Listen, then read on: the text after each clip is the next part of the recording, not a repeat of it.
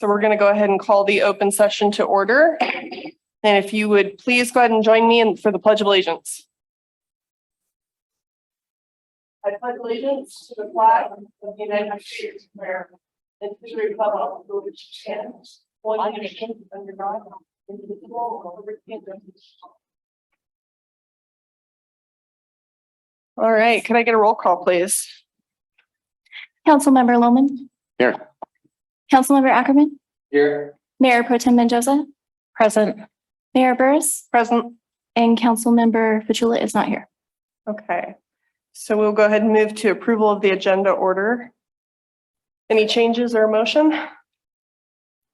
Move to approve. Second. Okay, I'll take the motion from Sean, second from David. All in favor? Aye. Aye. Aye. All right, motion passes. Moving to item 3, consent calendar. All items on the consent calendar will be approved in one blanket motion. If anyone would like to pull an item from the consent calendar, now is the time. Would anyone like to pull anything? All right, seeing none, can I get a motion to approve the consent calendar? Move to approve. Second. All in favor? Aye. Motion passes. Moving to item 4, agency reports. We'll start with Placer County Sheriff's Department. Good evening, Madam Mayor, City Council, Sergeant Kevin Griffiths, your station commander here in Colfax. Just to go over September, since we didn't have a meeting last month, the Sheriff's Office ran 468 total incidents throughout the county. 180 of those were here in the city of Colfax. 440 total crime reports were written, with 23 of those being here in Colfax. We keep talking about the transients throughout the county. That accounted for 439 calls for service. A lot of those happened there in the DeWitt Center, where we've kind of got a transient camp, and we're working with the county to see what we can do to do that, to take care of those issues. 136 total arrests, 9 of those here in Colfax, and then a total of over 650 traffic stops. That's the deputies being out there proactive. We're not the California Highway Patrol, so if we're stopping you, it's usually somebody who's extremely intoxicated, really bad driver, or there's a reason that they probably shouldn't be in our community, and we're going to figure out what we can do to help them find a better place to be. 24 of those were here in Colfax. Remember, for us, traffic stops are all about education. If we're making those traffic stops, it's not about the enforcement here in the city. We don't want to write a bunch of people tickets. We'd rather educate them on what we can do better and help them drive the correct way. And speaking about that, we're coming up on daylight savings time in a week. We've got Halloween on Monday. It's starting to get darker a lot earlier. So I'm going to ask everybody to just be aware of that. Get your lights on early. We're looking at a rainstorm coming in at the end of this month. First rain of the year is going to be very wet, very slippery around the city. So please drive safe. That's what we're looking for going into the winter months and taking care of that. I don't have anything else. I know there's a big presentation coming up on the mosquito fire. So I want to kind of make sure we have all the time we can get for that. Is there any questions that I can answer for anybody else? Any questions from council? All right, thank you very much. Thank you. CHP. Hi, good evening. Officer Chris Nave, California Highway Patrol, Gold Run area. I wanted to introduce Officer Jason Lyman. I am trying to get him situated. He's going to take over for me. I am retiring December 23rd, and then Jason's going to be the new public information officer. So I wanted to get him kind of programmed into what goes on. So Jason's the new guy. Thank you. And congratulations, Chris. Thank you. Thank you. 29 years. That's good. That's enough. So, all right. So just a couple of stats for you from last quarter, or the third quarter, I guess it would be. For our traffic collisions, there were 73. Injury traffic collisions, there was 23. We did not have any fatalities for the third quarter. We had 6 DUI collisions, 20 collisions involving big rigs, 30 DUI arrests, and 8 felony arrests. So I didn't pull up ticket stats, nothing like that. So, and then I almost called him Sheriff Connor. Sorry, old habit. Sheriff Griffiths talked already about the Halloween thing coming up. So we just want to remind folks that the children will be out there. If you have children, please put them in reflective an outfit or have some sort of those little glow sticks or something to make them reflective so people can see them. And then obviously, as you mentioned, we want folks to drive safe. That's all I have. Do you guys have any questions for me or Officer Lyman at all? I do not. Council, do you have anything? Thank you. I'll be here through December, so you're stuck with me till then, but thank you. Thank you. All right, Placer County Fire Department. Good evening, Mayor Burst, City Council, with your Mike Ruffin, Assistant Chief with Cal Fire and Placer County Fire Department.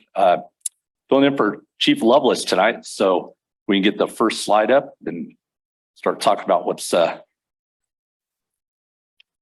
Oh, you guys have a separate additional section on the agenda tonight just for your mosquito fire presentation. So if you have anything outside of that, you can go now, or if you no, want to yeah, wait this till was, then. did Chief Lovelace send you those slides? No, he did not. Okay.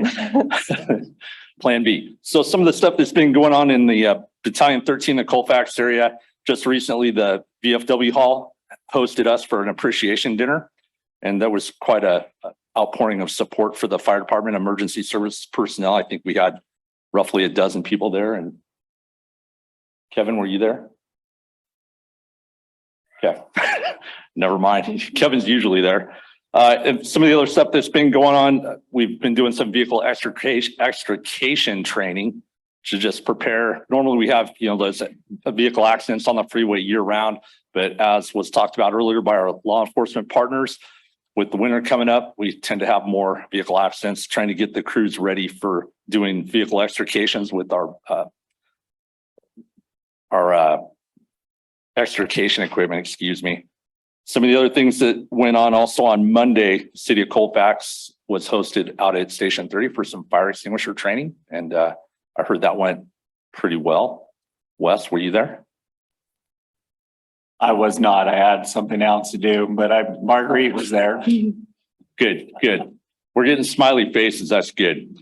And then one other thing that Chief Lovelace told me is we did an aerial recon flight for some of our battalion chiefs in the American River Canyon area, the Bear River Canyon. Kind of the same thing we did last year after the river fire. This year, we try and get as our 6 Whiskey Lima, our exclusive use helicopter that's down at Station 10. Before it goes off contract, get some of our crews up there to see the area and really see the topography, see what they're dealing with in this area. So very educational flight for them. A couple of other items. Had a meeting today with Caltrans and Placer County OES and a couple other agencies on the Interstate 80 right-of-way clearing. So we're working on that. CHP, sorry, Chris was there, and Jason. So working on that I-80 right-of-way, trying to get a plan in place. That meeting was about 2 hours today, and we'll be having a couple of follow-up meetings. So hoping for some positive outcomes with that when it comes to the improving the I-80 right-of-way with vegetation.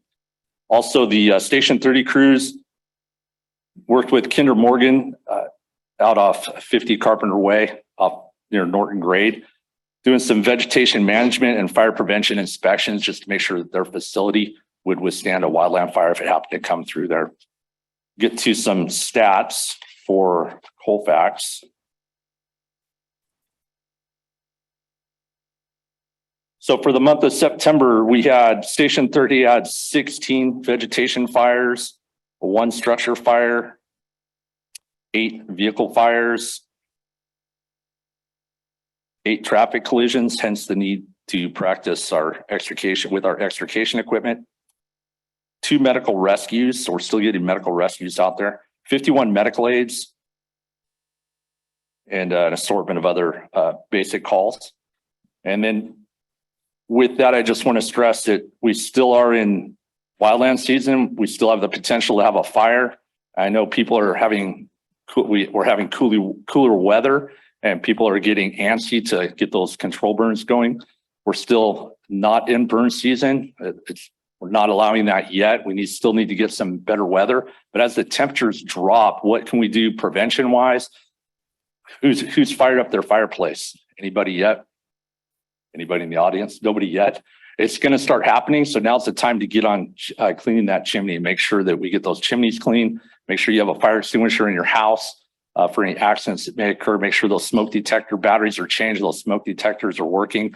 Because as we transition into winter, hopefully sooner than later, we'll start seeing an uptick in structure fires and chimney fires, mainly due to dirty chimneys. So I encourage everyone to, now's the time to get on it before it gets too cold and we forget about it. And if there's any questions? All right, thank you very much. Thank you. All right, nonprofits. We'll start with the chamber. Good evening, Madam Mayor, council members, Tim Ryan with Chamber of Commerce. First, congratulations to Chris for his retirement. And we do appreciate you filing your application as president for the Chamber of Commerce this coming year. So thank you so much. Tim, you're stuck forever. Just accept it, please. Bad penny. So I would definitely like to thank the council candidates that showed up at our meet and greet meeting the other night. It went very well. We had a good turnout. It was very interesting of the different questions, comments, and answers that were presented there. So thank you all very much for doing that. It was good for our citizens to hear what's going on also. We did have a mixer with Smarter Broadband in Alta Sierra, and that turned out very well also. They've got a great complex and kind of tucked away in the hills, but they are great providers for us. So we're very fortunate to have them on the with the chamber. Also, we had a ribbon cutting with Mi Ranchito, and that worked out very well. It was well attended, and they supplied us with great appetizers and drinks for that night. So yeah, just kudos to them. And everybody that we've talked to, business wise, locals, people that are coming in from out of town, really enjoy that place. So it's just a great business for us. A couple other new members that we do have, Goob Cyclery and a bicycle shop that's now in town, Colfax Net, and also as an associate member, Andrew Giannini, and he is the elementary school district superintendent. So we're glad to have him on board. Coming up, we do have a ribbon cutting on Saturday, November 15th. It's going to be at 11 a.m. and that's going to be for EXP Realty and also Precision Home Loans. So they're a new business. They're actually up in Dutch Flat, Alta area. And yeah, we're happy to have them. Somebody from not directly in Colfax that's coming down. We'll be getting a lot of information with them. Then also too, on, let's see, Trunk or Treat will be coming up on Monday, the 31st. We will have a scarecrow contest, and we want to invite all of the businesses to enter to the contest. Voting will take place on, let's see, that evening, the 31st. And the voting will be on Facebook, and the winner will receive a gift card. So yeah, all business owners, please help us out with that. And then we're working on Winterfest. That will be December 10th. We're still accepting many vendors and donations, and also are going to be working with the city and emergency services coming up at one of our meetings to get that squared away. So other than that, everything is going really good. Thank you. Thank you, Tim. Do we have any other nonprofits here this evening? All right, seeing none, we'll go ahead and move to our presentation from Placer County Fire Department on the mosquito fire.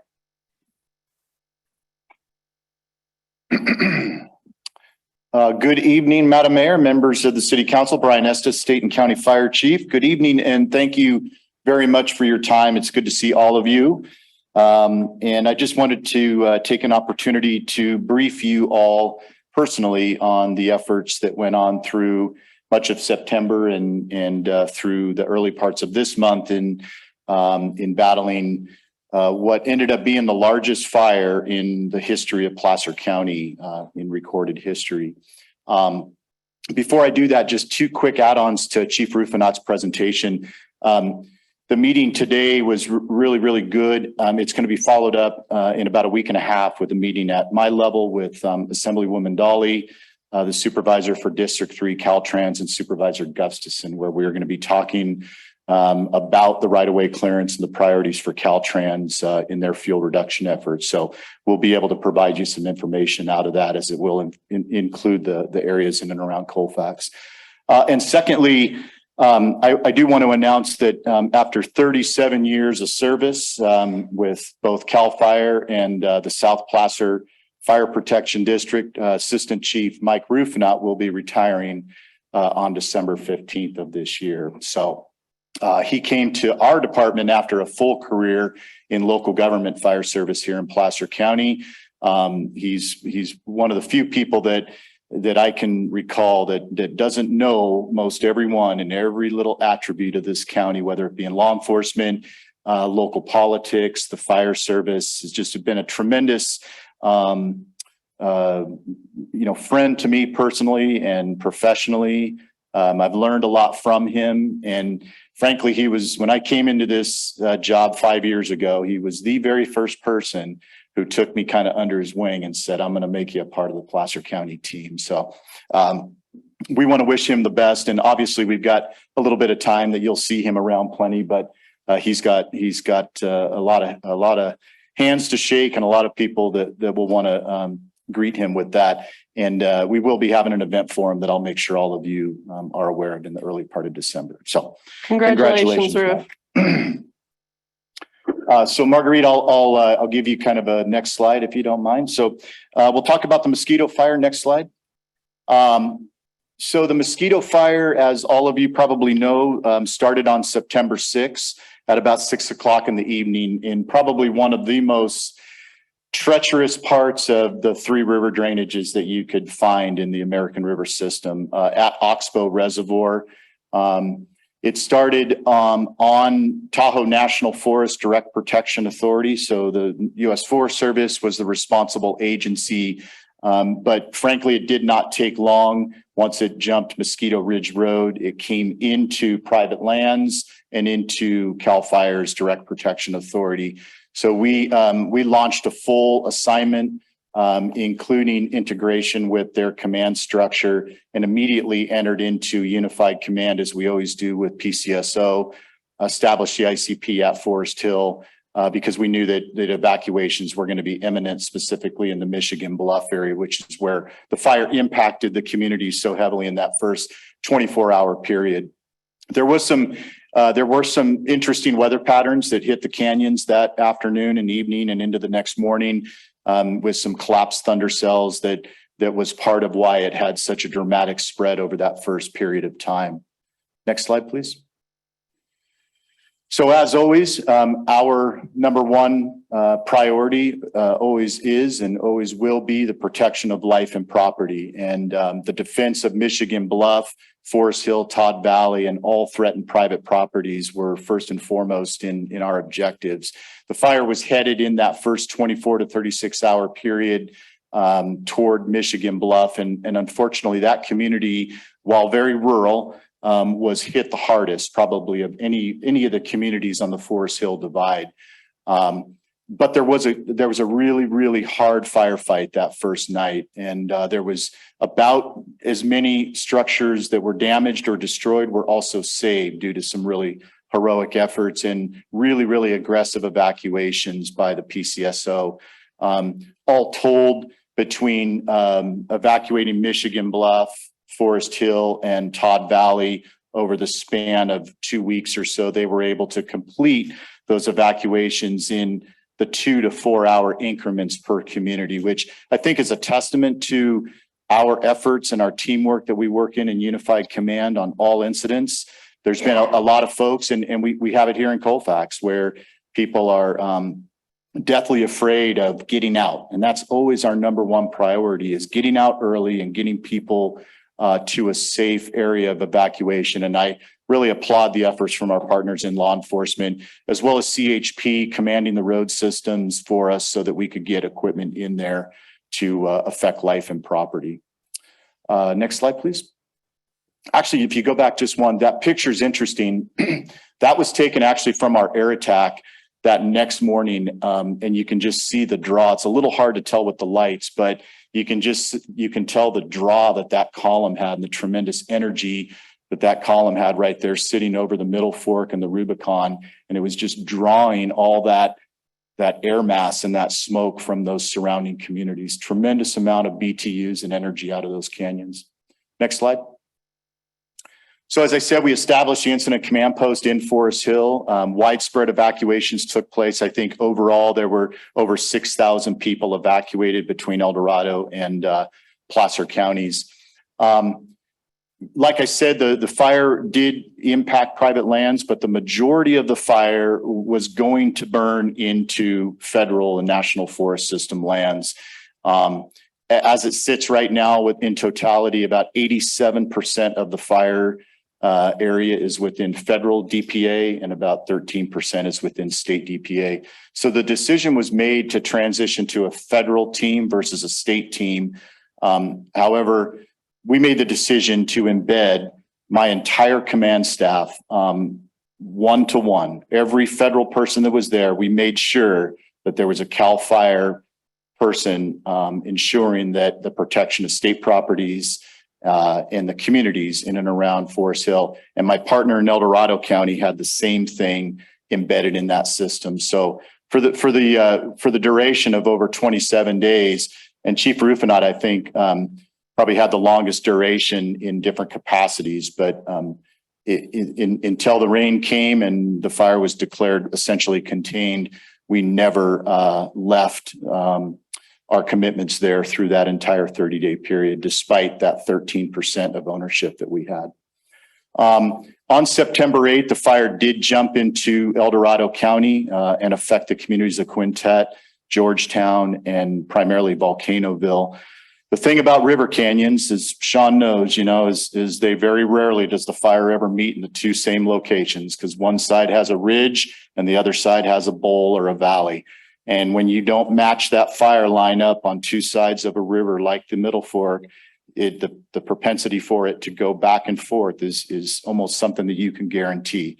And so it was not surprising that it jumped into El Dorado County. And frankly, it was not surprising that it came back into Placer County. One of the things I'm most proud about with my command staff is that we had contingency lines built on both sides of the river, upwards of 5 deep down to the west. And at no point, even though the fire spread jumped back across the river one way or the other, did we not have a contingency line that we were able to fall back on and contain that fire spread to the west.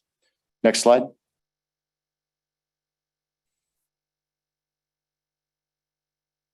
So as I talked about those contingency lines, they really came into play on September 12th. By this time, we had over 1,500 people from CAL FIRE assigned to the incident. There was about 1,000 local government firefighters assigned, and a total of about 3,500 personnel in totality. We set up our base camp down at the Placer County Fairgrounds in Roseville. The incident was too big to support out of Gold Country. And the impact of Gold Country would have just been, I think, too dramatic. So it worked out well for us. All of you saw the impact for smoke. We had real problems flying aircraft once we were 2 weeks into this fire, as you can probably imagine. September 12th, we pretty well had the north end of the fire on private lands in check. Forest Hill Road was holding. The community of Forest Hill and Todd Valley were pretty well in check. But as I just talked about, that fire was about a quarter mile on the El Dorado side west of where it was on the Placer County side. And we knew that cold front was coming in. The rains hit a couple days later. So as we all know, prior to that cold front came strong winds out of the southwest, and the fire did jump back into Placer County 7 days later. Next slide, please. And that was the day I think that most people saw that tremendous increase in activity and what's kind of been coined as that fight for Wharton's Market there on the Forest Hill Divide. That strong wind event came in front of the low pressure system. The fire did jump. As Murphy's Law would have it, that fire jumped over the river at about 1:30 in the afternoon. At about 2 o'clock or 1400, we had a new fire start at Dutch Flat in an area that's owned by BLM that was almost 100% tree mortality bug kill. And that fire took off with strong southwesterly winds. We have we have a very clean prioritization in our agency that we don't need 2 big fires or 3 big fires. So even though we have a large, complex incident in front of us, any new threat to life safety takes priority. And my air attack, who was over the Forest Hill fire, had to make a pretty hard decision, and he diverted all the aircraft and all the helicopters off of Forest Hill to Dutch Flat. And we hit that fire with everything we had, and I mean everything. And it was a tough firefight. We did not lose any residential structures. We offloaded our dozers in the parking lot of Station 33 at Alta. And we stopped the fire right at our back door of the fire station. So it was a real deal. We stopped that fire at about 50 acres. As soon as that fire was contained and boxed in with retardant, we immediately diverted the aircraft back to Forest Hill. By that time, that run up towards Wharton Market was sitting at about 800 acres. And frankly, I was pretty sure it was going to cross Forest Hill Road and move over into the north end. And really, that was my number one concern, was getting into the North Fork and impacting our community here in Colfax and Weimar, Applegate, and all the areas we've looked at with the fuel break. Next slide, please. So we did prioritize that aircraft. We had, at that time, I made a couple phone calls. That fire became the number one priority in the state for all aviation assets in our department. We had 16 air tankers and 12 helicopters over Forest Hill that afternoon, including every single DC-10 that existed in the Western United States, which was 4 of them. It got so congested up there that the air attack said, I can't take any more aircraft. You know, the orbit of aircraft was just completely full. It was probably one of the more impressive aviation shows that I've seen in my career. But we stopped that fire at Forest Hill Road, and we did not lose one single residential structure in the community of Forest Hill. We did have some damage to the old mill. We had some damage to some outbuildings and some vehicles and stuff like that. But it was a heck of a firefight in Forest Hill that afternoon, and very, very proud of all the folks from local government and the state that came up immediate need, and it was a good firefight that afternoon. Next slide, please.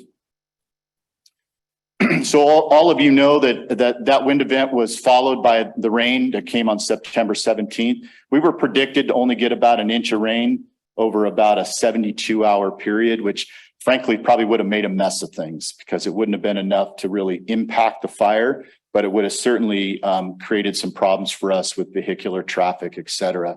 But what we got was about 3.5 inches of rain over 24 hours. And it pretty well stopped that fire dead in its tracks out to the east end, which was really, really good, because, you know, we were making contingency plans at Hellhole for the fire to potentially spread into the Lake Tahoe Basin. We had 5 contingency lines set north of the seed farm in Forest Hill to make sure that the impacts to the 80 corridor and the North Fork were mitigated. So it was the real deal, and that rain obviously very much helped us out.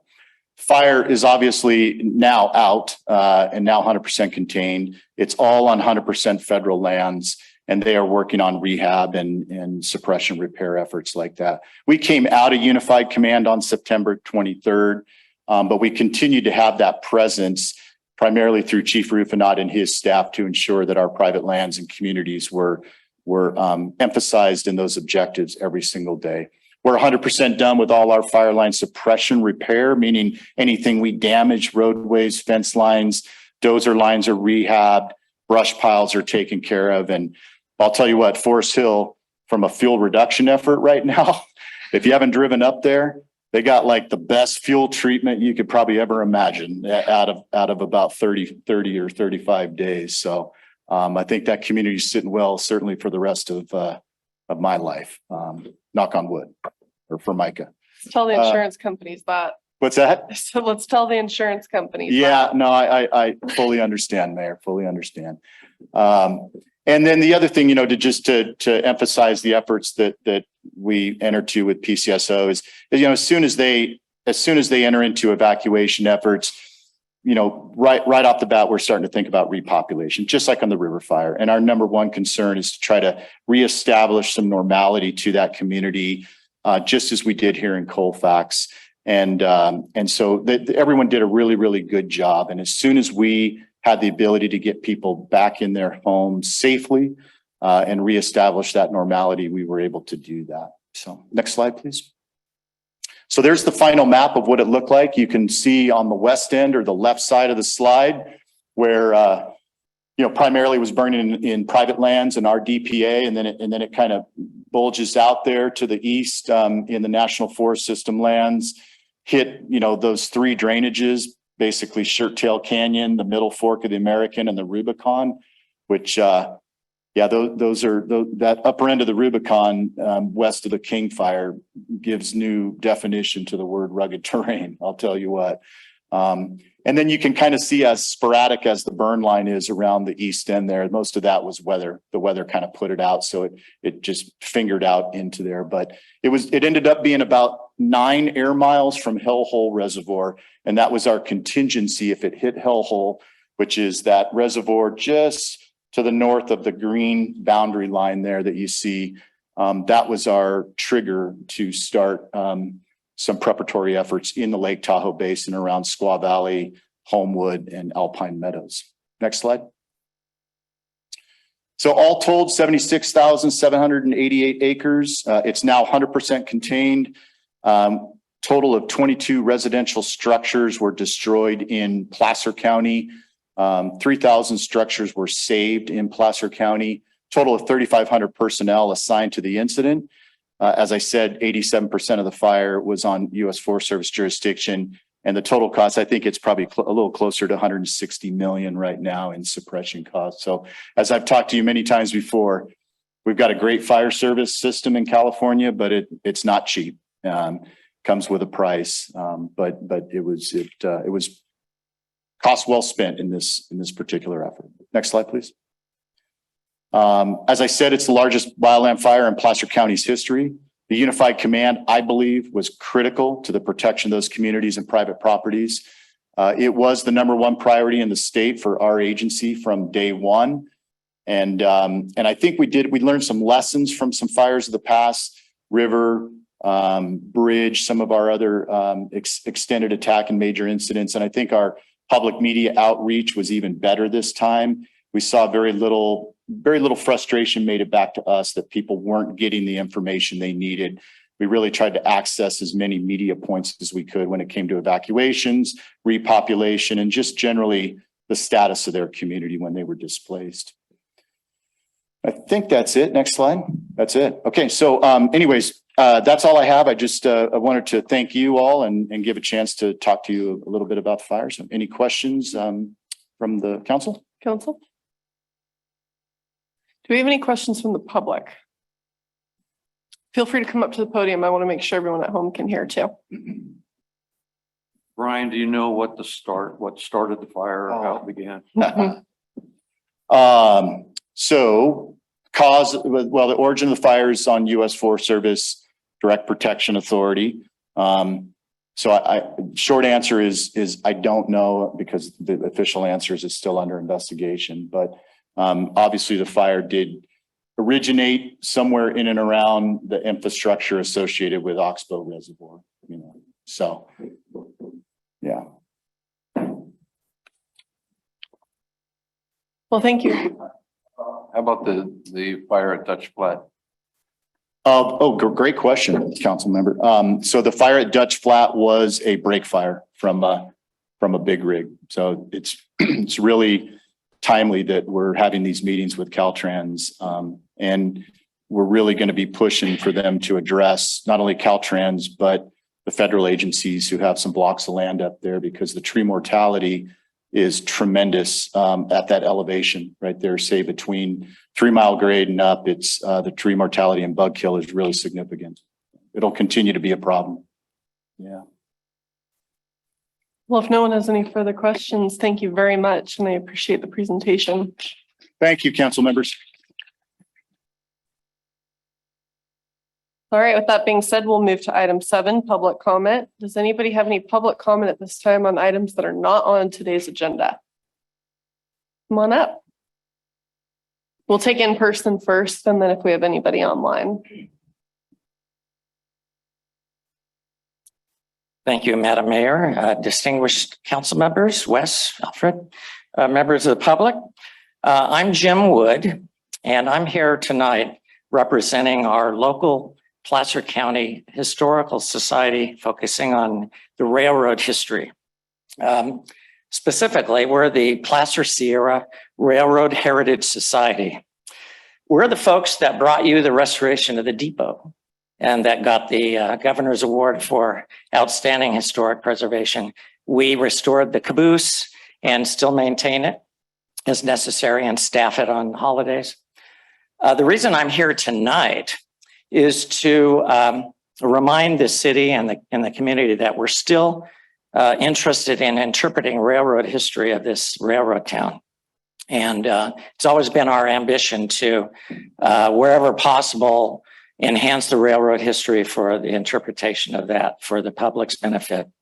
We're a 501c3, and so all our revenue from membership and anything we sell incidentally goes to our work in collecting historical photographs, etc. We have the opportunity at this point to install a couple of historic pieces of railroad equipment that we believe would enhance the interpretation of the history of the railroad here in Colfax. And those items are historic track signals. One is being donated by Union Pacific Railroad. It's an old, important type of signal that was on Donner Pass, and they've removed it for modern equipment. They've offered to donate it to Colfax. And we have another very old semaphore signal we'd like to install side by side with that one to show the really early and the mid century type of equipment. We have an idea of placing those items or installing them over by the depot. When Roger Staub and I were involved with the depot management committee for restoration of the depot back in 2002, I think it was. My memory is, it's so long ago, I can't remember exactly, but we earmarked a couple places over there around the depot for installing historic equipment. And we stubbed out electrical conduit for that purpose. And so there's a bare spot right in front of the depot next to the street that would be suitable for that. But tonight, I just want to introduce the concept to you. We'd like to come back with some formal presentation at an upcoming meeting, getting on the agenda to show you illustrations and explain the equipment and the concept in more detail for your benefit. So with that said, I don't know if we need to make arrangements with city staff during the week to get on the agenda for the next opportunity. Yes, please do. And that's extremely exciting and absolutely fantastic. We would love to have that on the agenda. Yeah. Okay. Any questions? Ted, you always have a question. All right. Well, thank you very much. Thank you. Do we have any other public comment in the room this evening?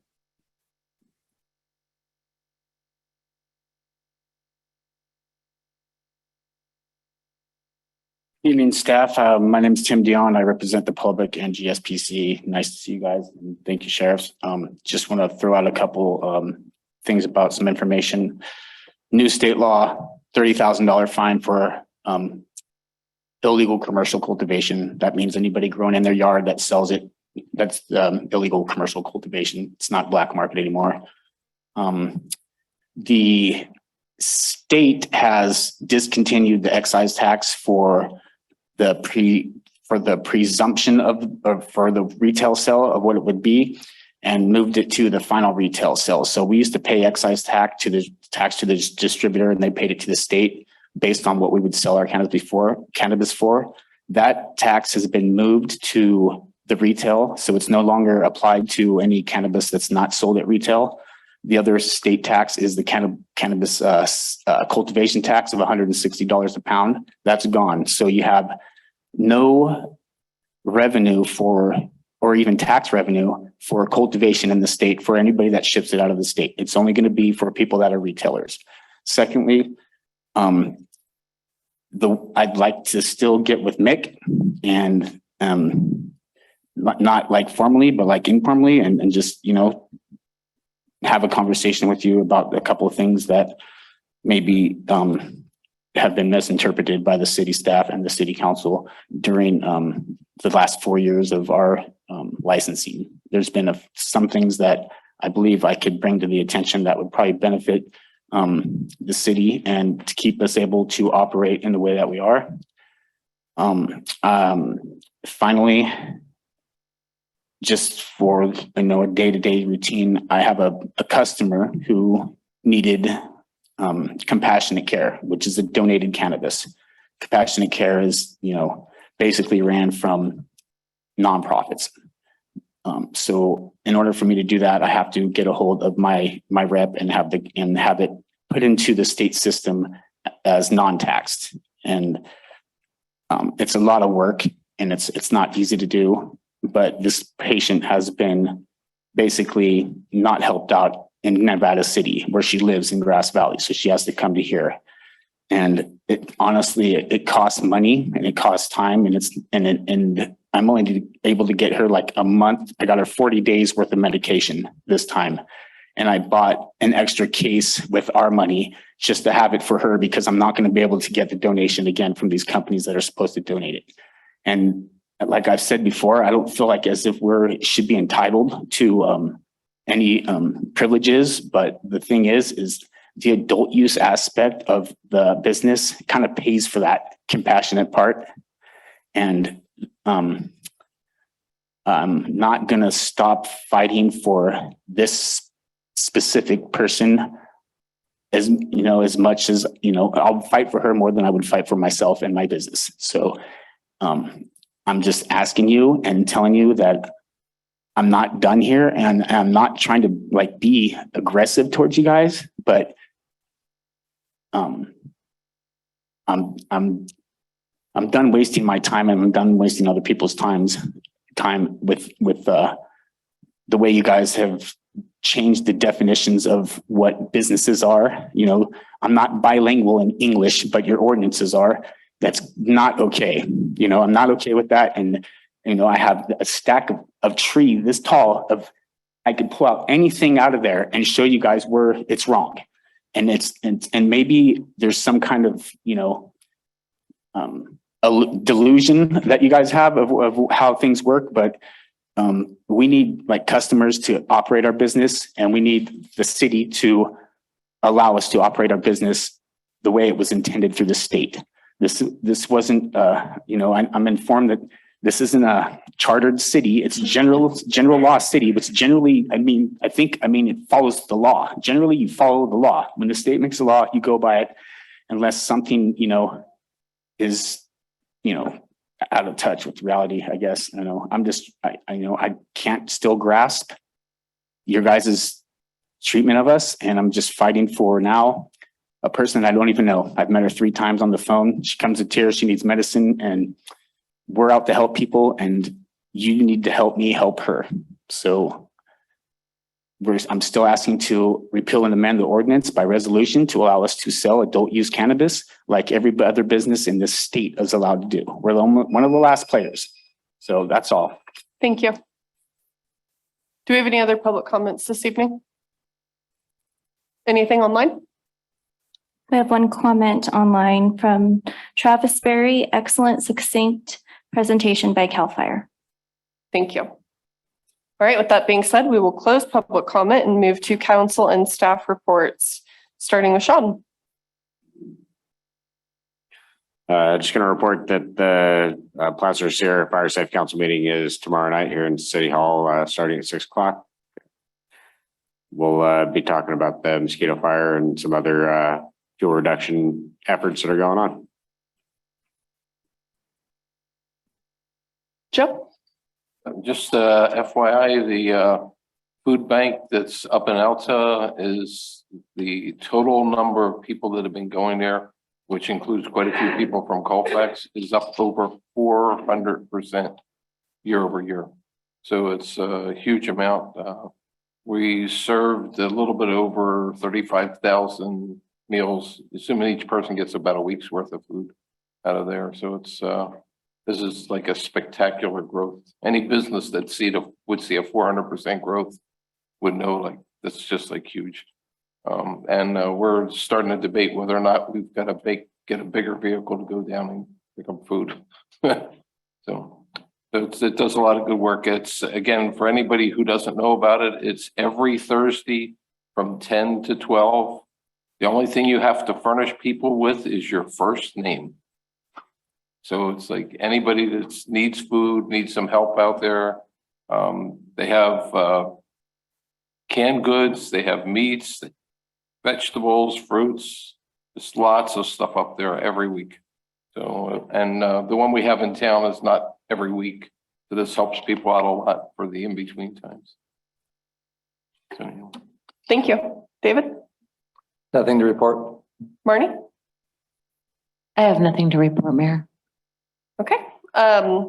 So I just had a couple things to report. One, PCTPA, it's our Placer County Transportation Planning Agency. We've now officially appointed a new executive director. So we will, for a short period of time here, have in tandem 2 executive directors while we do our transition. So our new executive director is Matthew Click. He'll be taking over here very shortly. And hopefully that means we're going to get a breath of fresh air and some new ideas.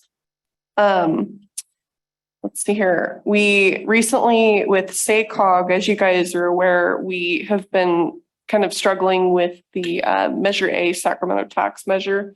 And it's not, again, the whole point isn't that we want to see Sacramento not get the funding for their projects. That's the opposite of what we want to see. We want them to have the funding for their projects. But the concern is we have a regional blueprint for a reason to make sure that when we build out, we are not negatively impacting our neighbors and vice versa. And the problem that we have seen and what we've been struggling with is that there is a very strong potential that if this measure does pass, that many projects could be front loaded, which would tank the GHG emissions for the whole 6-county region, therefore causing denial of funding and services to all of the rural sections like Sutter County, Placer County, so on and so forth.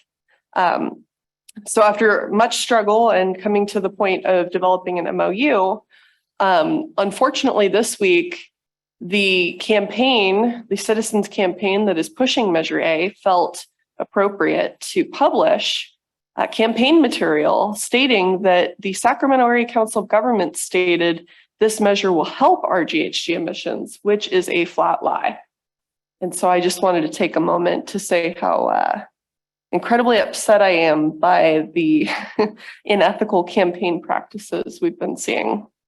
So hopefully we'll see some resolution there. It makes it very hard for us to stay neutral as a public agency when we're being, the word that was used was mischaracterized, but I think that that's honestly not the correct word. It was a flat lie. So that's sad to see. Separately from that, on a better note, regarding the elementary school, the Colfax Lady Bulldogs were able to make it to the tournament on Tuesday for basketball, and that was really fun. Unfortunately, they did succumb to MMCA during the first round of elimination, but it was a really good game. They fought really hard. As you guys know, we have very small teams, and so a lot of times our players are playing the entire game completely through. But those girls kicked butt, and you know they really earned their place in that tournament. So I'm really proud of them. I think that's all I have to report. Oh, one more thing. Halloween on Monday. Don't forget Green Machine and the Chamber of Commerce are putting on lots of fun events, including, again, the Scarecrow competition and the Trunk or Treat, which is a lot of fun, especially if you have very young children, where walking up and down the hills of Colfax trick-or-treating is really difficult. This is nice to give them an opportunity to walk around and get their candy. So I will pass it over to staff. Thank you, Madam Mayor. I don't have an update tonight, but I have asked Martin Jones to be here to give an update on the UP vegetation management. What's going on, if you wouldn't mind, Martin? Not at all. Madam Mayor, council members. So with the UP update, essentially we have another new vegetation manager. This is the third one in about probably a year now. So the progress we made, kind of starting from scratch again. I've already reached out to Sarah Mueller, who is our newest vegetation manager for the area. It's a larger area space out in Nebraska, but hopefully we're going to get some traction here relatively soon. My ultimate goal at this point is to establish a long-term vegetation management plan. I've already expressed the concerns that we still have mountain pine beetle in the area. You know, we've started to see some browning of some additional pines, and I want to make sure that we're able to get those eliminated before the spread continues. So with any updates I receive, I will bring those to council immediately. Wonderful, thank you. Any questions from council on that? None? Okay. All right, well, in that case, we will go ahead and move to item 9, council business, starting with 9A, our sound broadband lease agreement. Totally butchered saying that. Go ahead. You did fine. Thank you, Madam Mayor. This is a relatively simple lease where Sound Broadband proposes to lease about 1,200 square feet of property that the city owns at 33 West Church Street. That's the property that's occupied by Fire Station 36. The leased area is going to be somewhere between the fire station and the propane tank at the rear of the property. We've proposed a 5-year lease with 4 5-year options. Why that? Sound Broadband wanted a 25-year lease. We thought, well, there's a way to get them 25 years without giving them 25 years up front. So that's why it's 5 years and 4 5-year options. Rent is going to be $6,000 a year for this relatively small piece of property. That will increase each year by the increase in the consumer price index. They're going to have the right to install their telecommunication facilities and also to access the parcel over the adjacent city property so they can, you know, maintain and repair and replace as necessary. If the lease is terminated, they remove their equipment and restore the property to its prior condition. The good news for the city, I think, is aside from the rent, is they are going to install a backup generator. That generator is going to be available if the power goes out to us. I think also power Fire Station 36. This is an interesting provision. There's a 30-day termination clause in this, and it's mutual. So if either side just decides this isn't working out, it's terminated on 30 days notice. They remove their equipment and things go back to the way they are. So that's my brief report on this, Madam Mayor. Thank you, Mick. Any questions, comments from council? Yeah, the only question I had is, do we have the option, if they were to terminate their lease, to buy the generator? Because once it's connected into the fire station, it'd be nice to kind of leave it there. That's not something that's in the lease. I'm sure we can negotiate that if that does occur. Yeah. Yeah. Anything else from council? Okay, seeing none, we'll take public comment on the item. Do we have any public comment this evening? Anything online? All right, perfect. Bringing it back to council for action. I move that we adopt this resolution. Second. All right, perfect. All in favor? Aye. Aye. Aye. Any opposed? Any abstained? Seeing none, item passes. Moving to item 9B. This is amendment number 5 to the amended and restated joint powers agreement for Pioneer Community Energy, expanding Pioneer Energy Joint Powers Authority membership. And for this item, I will be recusing myself as I work in the engineering and planning department of PG&E. So even though it's questionable whether or not I have a conflict, I'm going to go ahead and err on the side of caution. since this does have a market impact. I will turn it over to Marnie until the item is over, and then I will return.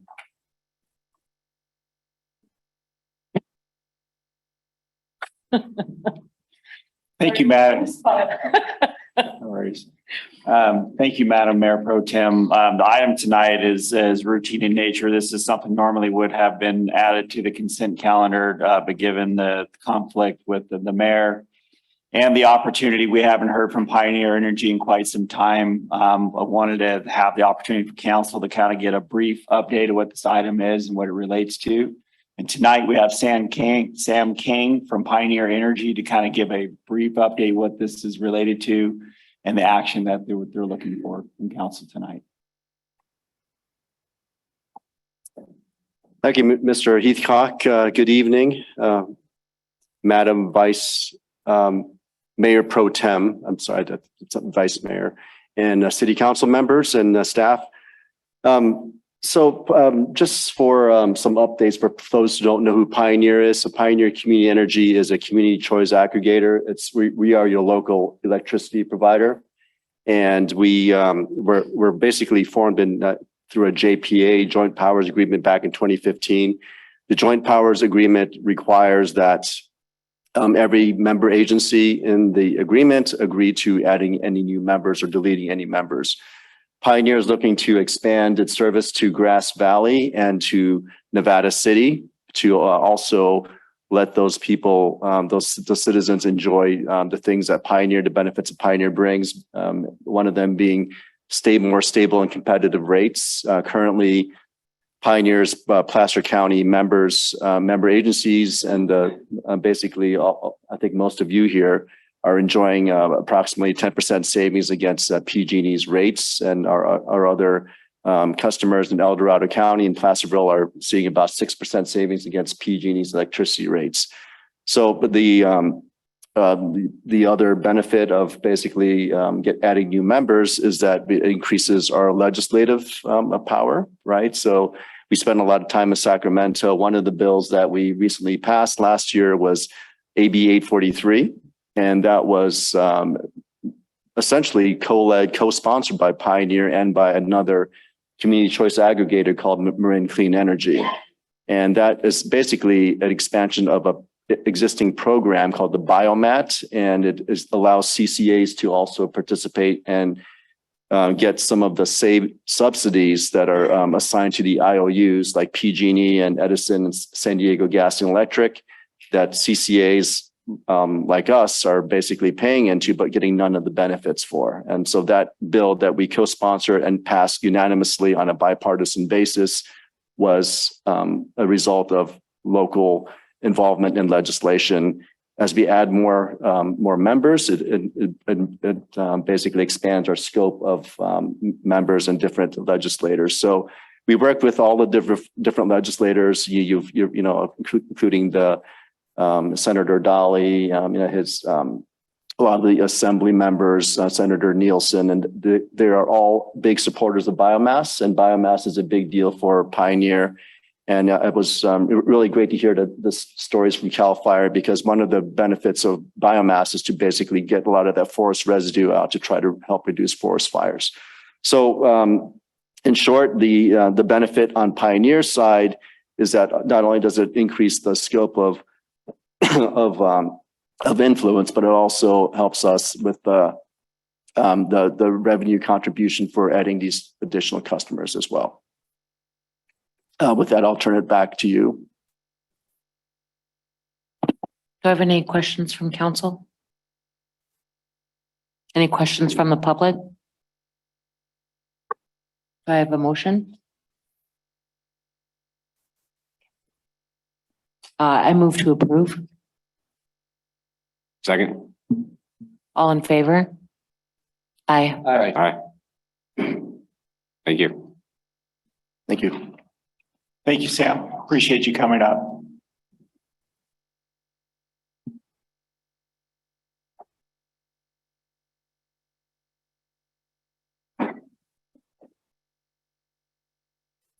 Thank you, Madam Mayor Pro Tem. We'll move to item 9C, pavement management plan. Martin? Thank you, Madam Mayor, City Council. Staff acted upon direction from the council and contacted Coastline Engineering to follow up on the pavement management plan that was first completed in 2017, 2018. Since that time, we've unfortunately not been able to retrieve the funding that we had sequestered from the Community Development Grant Fund, block grant. And we've just essentially just had to just maintain with our standard skim patching, pothole repair, and of course, the roads have fallen into further disrepair. We contacted Coastline Engineering and I was able to retrieve two different options. One option, which was for the amount of $25,240. This is essentially an all-inclusive option. Coastline Engineering will come out, they would do the survey, collect the data, do all the processing, and provide the report.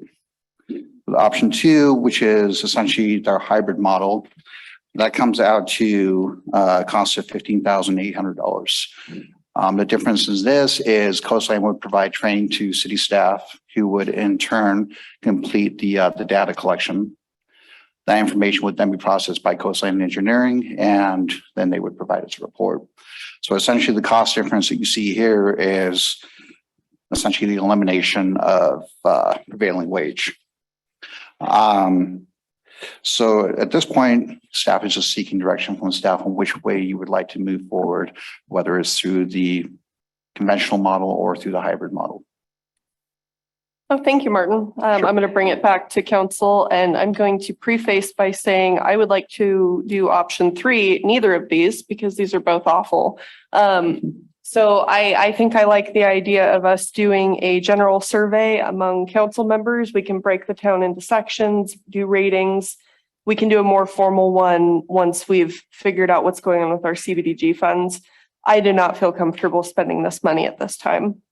So I'd love to hear what council's thoughts are. Some questions I have? Yeah. So the only difference is just basically the time it takes to walk around town and officially survey things and rank things and just that manpower hour type thing. Exactly. Yes. So the hybrid model is an elimination of prevailing wage. Coastline would provide staff with, essentially tablets with the software included so that they could just complete the data entry for them. Would you have any concerns with, for example, like an option 3, where just like untrained, unskilled city staff, city council people, whoever, go around and just, you can be honest. Well, honestly, this is a question I've already asked. So, if that's a direction the staff or council would like to take, it's definitely an option that we can, research. I did ask a question like, how difficult is this? In my prior life, I did environmental consulting where we did a lot of, it was more vegetation. It wasn't so much pavement, but the thing is there's always going to be a specific eye that you're looking at. So my question was, is this something that anybody can do? And they just said, with relatively easy training, staff can complete this. So it's definitely something that we can definitely look into. I don't have an engineering degree. I don't want to downplay like the importance of doing formal, important surveys, but is the main goal just pretty much primarily still identifying the streets that really need pavement improvement versus other streets and ranking them, prioritizing them? That is the goal. And essentially as far as like the identifying, it's a sampling. So you're not looking at the entire street, you're just doing a sample of an area. And I think we can all agree that you look at the majority of our streets are not really considered to be in fair condition. Yeah. They're more ranked towards the poor side. So, okay. Thank you. Sure.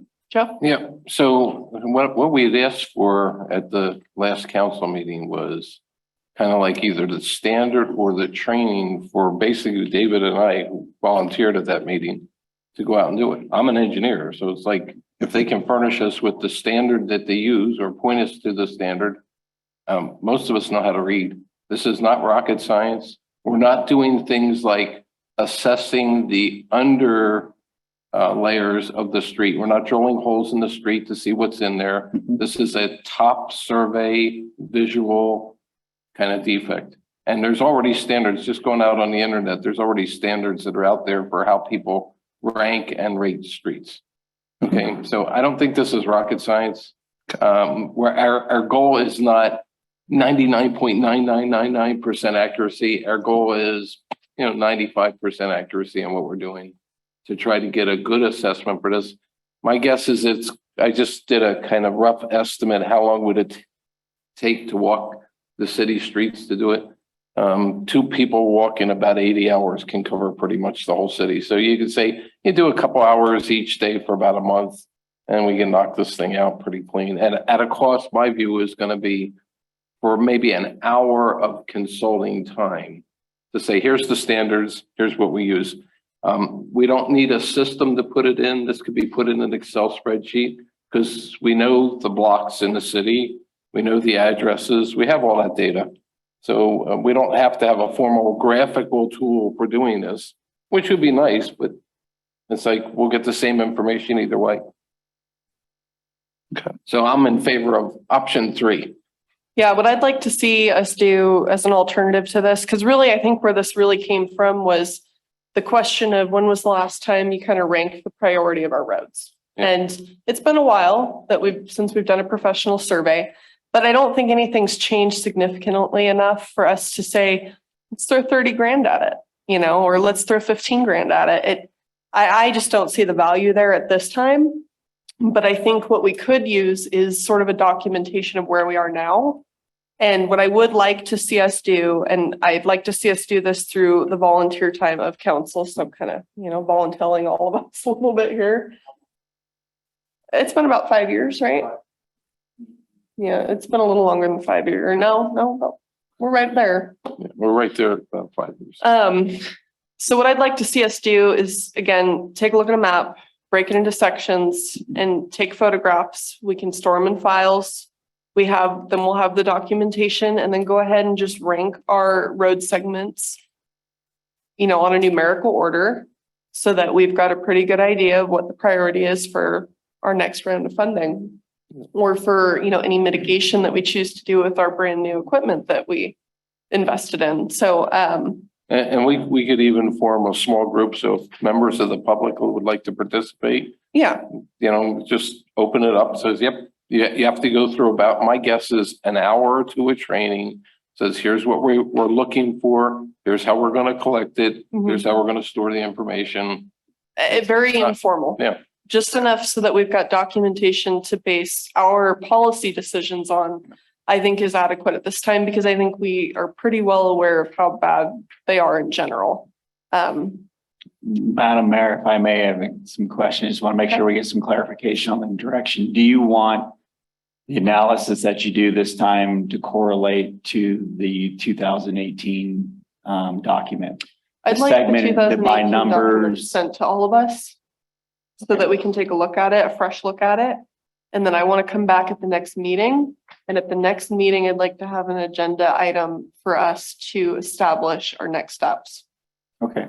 And then in that discussion, it looks like if you look at the hybrid model and they talk about the number of hours it takes to walk and the training, it's about $2,500 for them to do that. And Martin said in the hybrid model, they would actually let us use their tablets and those types of systems and stuff. So maybe. I think that's still more formal than what our needs are at this time. Okay. That's my opinion. I don't see a need that we're pressing on at this time that would make me feel comfortable spending $15,000 for us to get anything more than going out there with your smartphone and taking photos by where I told you to take photos. Yeah. Okay. And again, I'm happy to do the entire town myself just to have my way on this one. I want to hear the rest of council. I could see us spending like an hour or 2 of engineering consulting time for this, say about $1,000, so that we are consistent with how it's been done in the past. So that we have kind of their standard for how to do it. But other than that, I think this is not a rocket science thing. Okay. So if council doesn't mind, I'm going to go ahead and make a motion to decline both options and agendize for the next meeting an opportunity for council to discuss the format in which we want to complete this work. Okay, go ahead. Just in general, I know it's like, you know, $10,000, you know, approximately how many streets would that just kind of fix? Just ballpark. I mean, just not number of potholes, but just. Yeah, how much pavement could we fix? 5 streets, 2 streets, 1. The question, I could probably better answer that. To fully reconstruct one city block, just a standard width, is in about the $350,000 range. Okay. So $10,000 might pay for the shovel. And that's the kind of doing some work. And of course, I'm being a little facetious there, but it doesn't go very far. Okay. However, we have other options that are out there, like tar and gravel the road. So you just put a new surface down. It will not fix the road long term, but it might buy us another 5 or 10 years of making the road usable. And it might save a lot of windshields or other damage to our residents' vehicles. And there that's a are pretty other big win. options that we've actually looked into, you know, with council granting us permission to secure the skid steer with coal planer for areas where there's, you know, less vehicle traffic or lighter vehicle traffic. You know, something where we can do road rehabilitation in those areas by grinding those areas in place, compacting that, using that as the existing road base, and then doing asphalt over the top. So we have options that we've been looking into. So if we're going to spend 15,000 on staff time or anything, I'd rather have you guys doing that. That's my opinion. I forgot to take public comment. Does anyone else on council have comments they want to? Just want to say thanks for giving us these options that we can compare to, so we know what we're up against. And the new patch paving process that we're going through, it looks a whole lot better. It rides a whole lot better, and the streets, that's going to work out pretty good with that new equipment and the new grinding and stuff. And actually doing that full process looks like it'll hold together pretty well too. So at least we'll be able to, it'll be good that we'll be able to put in some temporary patches that'll hold up instead of just having a bunch of little potholes everywhere. And thank you. That patch that PCWA did on Vista Avenue by 174, it sunk down about another 3 to 4 inches again. So you got another big hole forming. And that's about a 4 foot by 4 foot hole. On that note, since you brought that up and it's related to this directly, in almost every other jurisdiction, when PCWA digs into the road, they're required to pave it all the way out to the midsection, if not the entire road. Why don't we require that? And if we do require that, why are we not enforcing it? Because that's what they should be doing. The city has not historically required that. It isn't, but recently in relationships that we're setting a higher expectation in the work in some of those. We have some areas that deficiencies.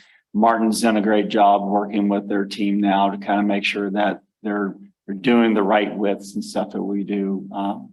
We, like I said, we haven't historically required them to do full segments, and they certainly haven't offered to do so. We had some other issues in another area where their saddles had caused some issues that did some cost increase, and we were unsuccessful to get them to take ownership of. Sounds like we need an ordinance. So what I'd like to see us do is have staff. So this is additional direction on top of the direction I already threw on.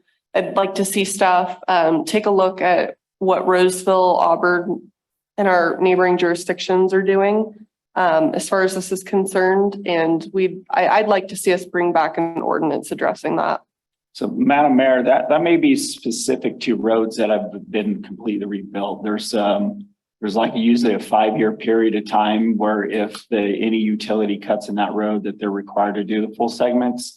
That might be specifically what that's related to in there. And that's fine. I just want to do the research, take a look at what everyone else is doing and make sure that we're having some consistency in that respect, because I have to agree. I had the same thing happen on Pleasant Street. Yep. It's not good.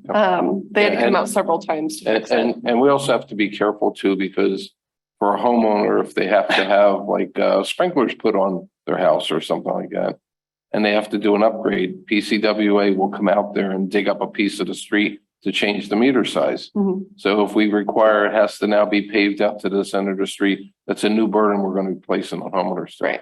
And we just have to be careful about what we do in here. Yeah. But on some of these commercial things where they've done repairs for their own reasons, because they had a leak in the middle of the street, Yes.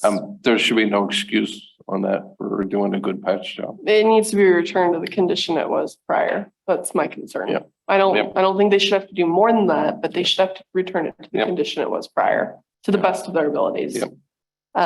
Madam Mayor, if I may, I just want to make sure that I point at a specific location that Joe was talking about, that where that area continuously leaks. Believe it or not, that's Caltrans right away. Okay. And it's their service line that goes to them. It's not PCWA. So I don't want to pick on PCWA. No, this is tonight. for all, Yeah. anybody. This is Yeah. anybody who has to cut into the roadway. I don't care if it's a utility, a homeowner, who it is. You know, the taxpayers pay for this infrastructure and we need to make sure that anytime anyone disrupts it, it's put back the way they found it. Okay. Makes sense. Yeah, I just want to echo what Sean said. Thank you for like just doing some research. My question to you and Wes is like, just basically, are there any cons to a potential option 3? Like in your guys' mind, like just any cons about just Sure direction. no, I mean, the question is, do you see any cons Yeah. to Or potential option 3? rephrase, do you see an urgent need for us to go with option 1 or 2 at this time? We're currently, the 2018 PMP was the first one the city's ever done. And they're usually updated every 3 to 5 years, typically on the 5-year curve. This is something that could be budgeted for next year to do as well, if that's what council wishes to do. I don't see how this is going to help in funding moving forward on the back end, because they don't care about our PCI and those things on that thing. But it doesn't hurt. I think the current PMP lays out which roads are worse. I mean, those worst roads are even worse now. So I don't think the criteria is changing which one. So as it stands, I think staff would be comfortable if this was deferred out to get done, or we can go the direction your council wants and do an informal update to it. Do we have any public comment on this item? Come on up, Tim. And then after Tim, let's see what we have online, if anything at all. Great. Thank you, Tim Ryan, 300 South Main Street.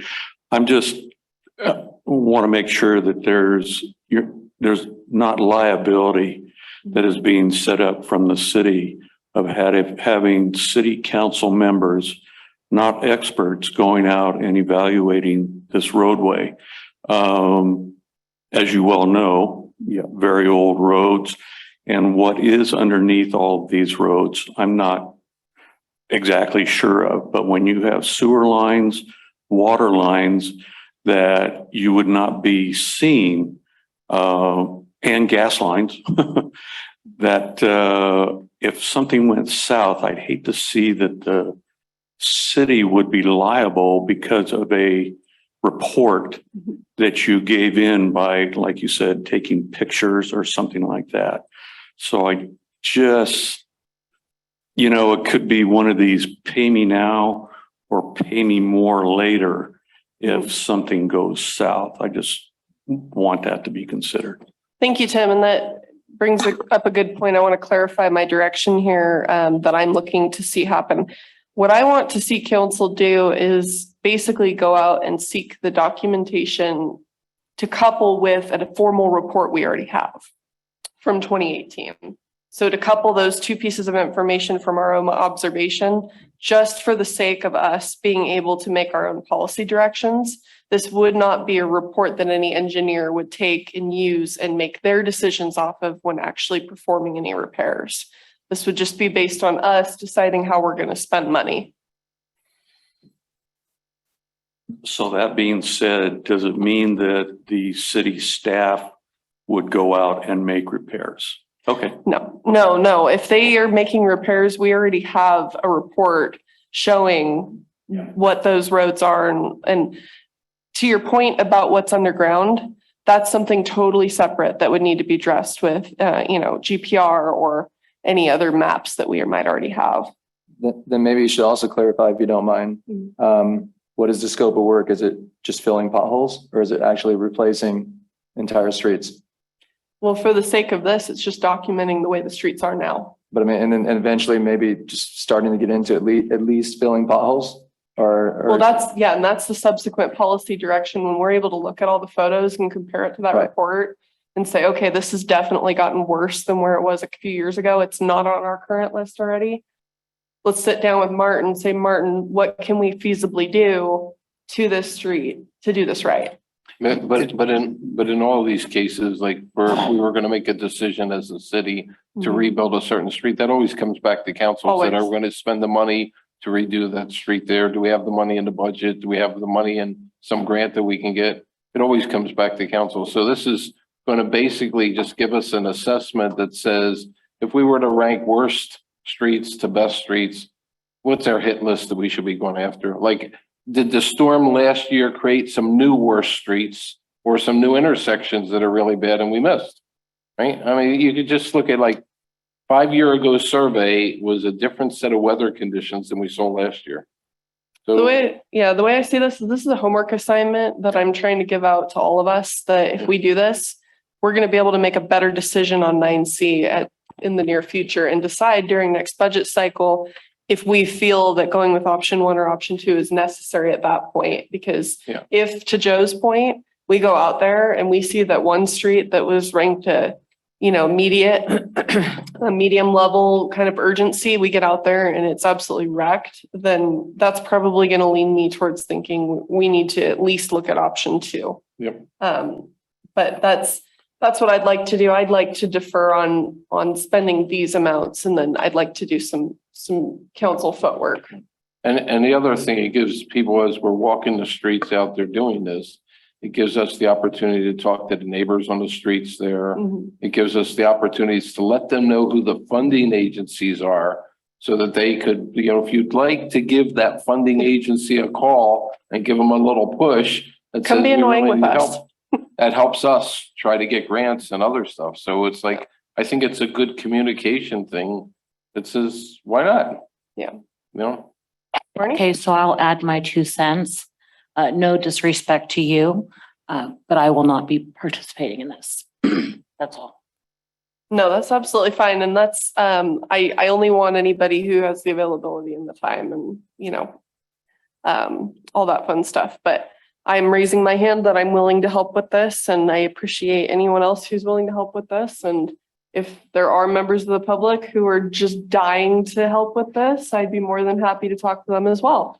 Yeah, I'd still like to help with this. I want to clarify what this is. Like when I first said, I'd love to help walk the streets and assess things.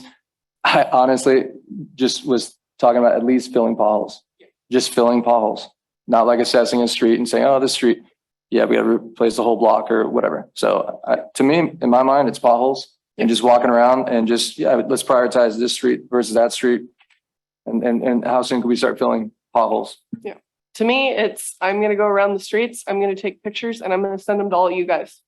So that's less streets you have to look at to decide what potholes you want to fill or grind or whatever we want to do. So that's kind of my idea is if council's willing, then we can break up a map and say what streets we're willing to look at and take some pictures of and send to each other. Just one more question. So we take the time to do this, walk streets. How soon would we even be able to realistically start filling potholes realistically? Well, we're actively doing potholes right now. The crew has actually been directed to focus on potholes 3 days a week. So we're getting caught up. We've put a lot of hot mix asphalt down in the pothole patching. So the council remembers we bought the hot mix unit that keeps the material warm, which is 10 times better than using cold patch. And then with our process and trainings that we've gone through on how to better apply it, roll it, compact it, that type of stuff, we're going to be, by the time the rains really hit, in a much better position than we currently are today. Well, unfortunately, some of the challenges we faced early on was a lot of staff turnover. We've got staff up and trained. We're moving forward. So to your point, David, the potholes will be filled here soon. And just to follow up with Wes's comments, with the hot mix, it's actually more of a seasonal item. So we're going to be getting into the colder months where at that point we use coal patching for more emergency pothole filling. But by the time we get back into spring and summer months for next year, we'll have the new steer machine with the coal planer, and we'll be able to start kind of expanding our operations from there. So I figure we'll say, hey, these ones are hot, please do something about it, and we'll let Martin decide the best methodology. So that's my motion I'm going to throw on the floor. Do I have any online comment? We have one online comment from Tom Parnham. I agree with Tim. Thank you, Tom. Any other in-person comments? All right, that being said, we are back on the floor for action. We have a motion on the table.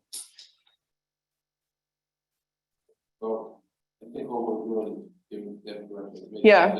So, yeah, do we have approved? Because I'm assuming we could probably just make this really quick at the next meeting. Madam Mayor, if you wouldn't mind clarifying for me what we're bringing forward for council, is it just to agendize the discussion? Subcommittee, probably ad hoc or subcommittee at the next meeting, because I want to make sure that, or.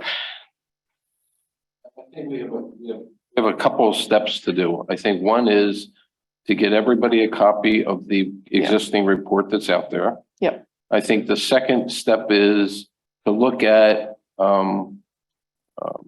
what the standard is that people use to assess a street, because there are standards out there for doing this.